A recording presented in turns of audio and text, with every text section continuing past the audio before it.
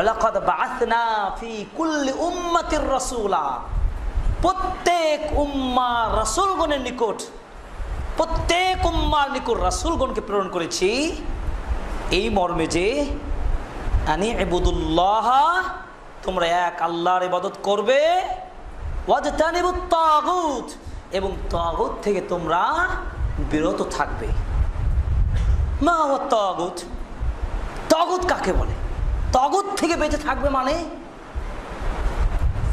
তাগুতের সংজ্ঞা খুব সহজ, পরিচয় কুল্লু মা উবিদা মিন দুনিল্লাহ, আল্লাহ ছাড়া যার কিছু ইবাদত করা হয়, আল্লাহ ছাড়া যে কোনো ব্যক্তি বা বস্তুর ইবাদত করা হয়, সেটাই হলো তাগুত। তাগুত হলো তুগয়ান, সীমালঙ্ঘন করা। আল্লাহ আপনাকে খালিস নির্ভেজাল বান্দা খলিফা হিসাবে দুনিয়ায় পাঠিয়েছেন কেবলমাত্র তারই ইবাদত করার জন্য, তার বিধানকে মানার জন্য, তার আদেশকে মেনে জীবন চলার জন্য। যদি তা না মানি তাহলে তো তার সীমালঙ্ঘন করা হলো। বাবা আমাকে আদেশ করলেন, বাবা তুমি প্রতিদিন 5 ওয়াক্ত সালাত আদায় করবে, কোরআন তেলাওয়াত করবে, এটা বাবার, এটা নির্দেশ, শিষ্টাচার শিক্ষা দেওয়া। বাবার এই আদেশকে না মেনে আমি 5 ওয়াক্ত সালাত আদায় করলাম না, দৈনিক কোরআন তেলাওয়াত করলাম না, বাবার এই আদেশকে কি মানা হলো না অমান্য করা হলো?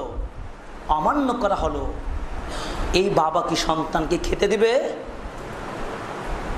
যারা একটু সচেতন অভিভাবক এবং তারবিয়া শিক্ষা দিতে চান, আমার তো মনে হয় সে বাবা সন্তানকে খেতেও দিতে চাইবে না, এবং এটাই হয় ইসলামের অনুশীলন এবং শিক্ষা হওয়া উচিত। মহান রব্বুল আলামিন আমাকে আদেশ দিয়েছেন কি, ওয়ামা খালাকতুল জিন্না ওয়াল ইনসা ইল্লা লিয়াবুদুন, সূরা জারির 56 নম্বর আয়াত। আরে মানুষ এবং জিন উভয় সৃষ্টিকে আল্লাহ রাব্বুল আলামিন সৃষ্টি করে দুনিয়ায় পাঠিয়েছেন কেন? তারা যেন আল্লাহর ওয়াহদানিয়তকে স্বীকার করে।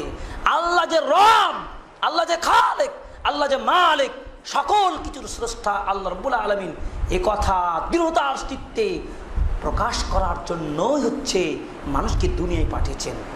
এটার বিপরীত যদি না মানি তাহলে তাকে অমান্য করা হলো। তাই তুগয়ান মানে সীমালঙ্ঘন করা, অমান্য করা।